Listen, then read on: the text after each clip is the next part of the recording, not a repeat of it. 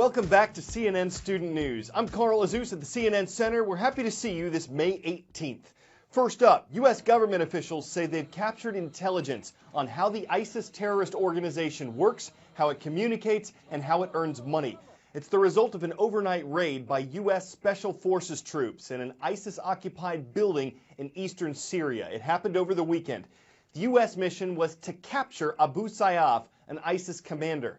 He was killed in a firefight along with about 12 ISIS fighters. All of the U.S. troops returned safely.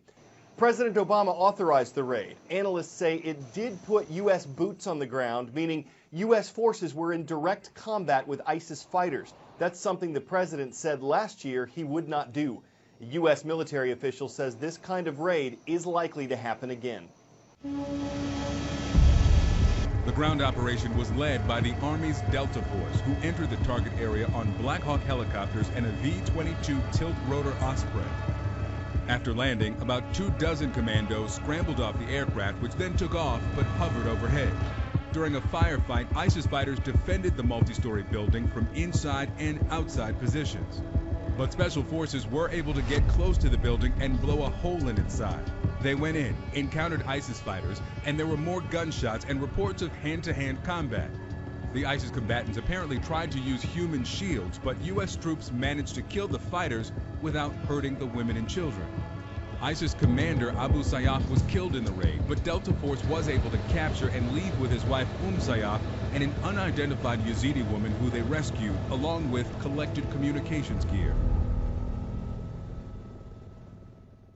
From Syria, we're moving to Boston, Massachusetts. A federal jury there unanimously decided last week to sentence Boston Marathon bomber Dzhokhar Tsarnaev to death for his crimes. It's the first time since the September 11, 2001 terrorist attacks on the U.S. that the death penalty has been handed down in a terrorism case.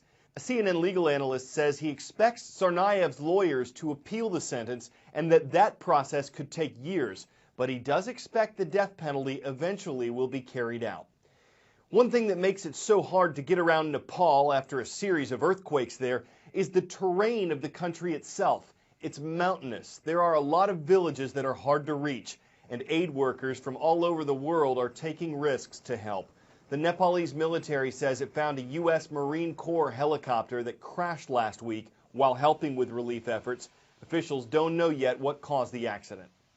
On Thursday, we flew over the rugged, mountainous terrain east of Kathmandu. We saw villages devastated by the earthquakes, villages full of people the Marines were trying to help. 6 U.S. Marines and 2 Nepali soldiers died in these mountains. They were courageous.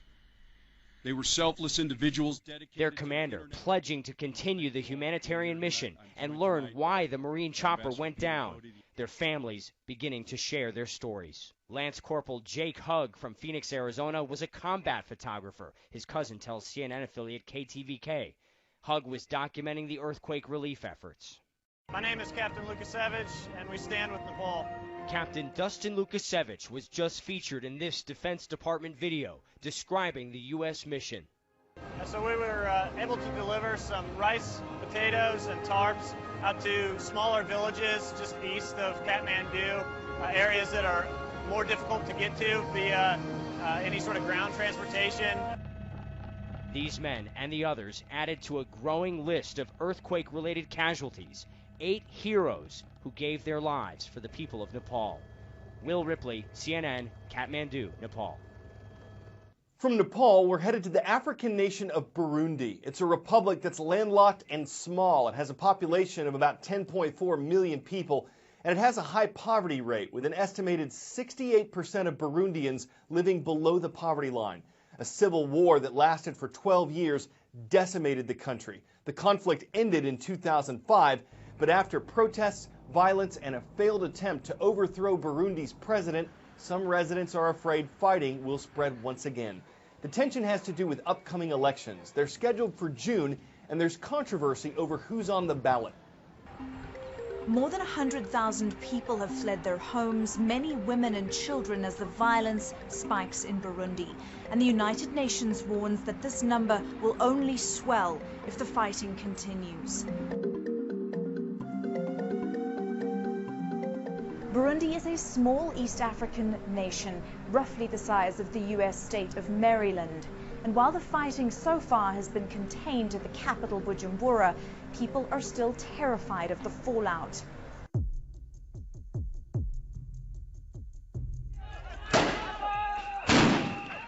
Tensions have been simmering in that country for months. The protests spiked after the president, Pierre Nkurunziza, announced that he would be running for a controversial third term, and he's only permitted to serve 2 5-year terms by the Constitution. However, what the president's claiming is that his first term didn't count. He was elected by parliament as president and not by the general population. So in theory, he's only been elected once. The Constitutional Court agreed with him, but opposition parties say that the Constitutional Court was biased. Pierre Nkurunziza has led Burundi for the past 10 years, but he has been accused of becoming increasingly dictatorial in some of his policies, not allowing some public gatherings to take place, crackdowns on the media, and also has banned jogging because he said that that could be considered an element of subversion. The protests started off quite sporadic in small areas. However, they did become more and more graphic, more and more bloody, and more personal. People being stoned to death, people being beaten to death. They've managed to wrestle guns away from police and use them against the police. 5 policemen had been killed in these clashes. At least 15 protesters, we believe, have been killed by vigilante violence or by police firing live ammunition, although the government was quick to say that if police were found firing live ammunition, that they would be brought to book. The United Nations estimates that around 100,000 people have fled Burundi, too terrified to stay home. They'd rather walk for days to foreign nations. They're heading to neighboring Democratic Republic of Congo, they're heading to Rwanda, and they're also heading to Tanzania, fearing that this is going to spiral into all-out civil war.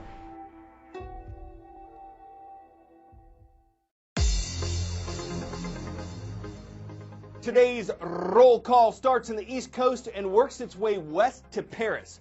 West? Well, we're first going to recognize Bethel Middle School. It's in Bethel, Connecticut, and it's the home of the Tigers. Now west to Paris, Kentucky. That's where the Colonels are in command. Hello, Bourbon County High School. And farther out west, in the cowboy state of Wyoming, we've got the Jaguars with us today. Rock Springs Junior High is in Rock Springs.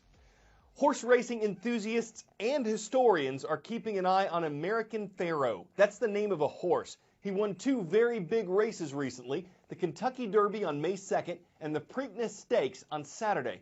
Both of those races, plus the Belmont Stakes, equal the Triple Crown. Every year, people watch to see if a horse can win all 3 races, but no horse has done that since 1978, when an animal named Affirmed ran into Triple Crown history.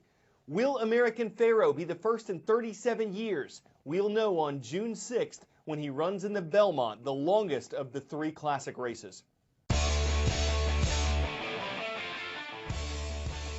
The curtains are closed around the beluga exhibit at the Georgia Aquarium. Why?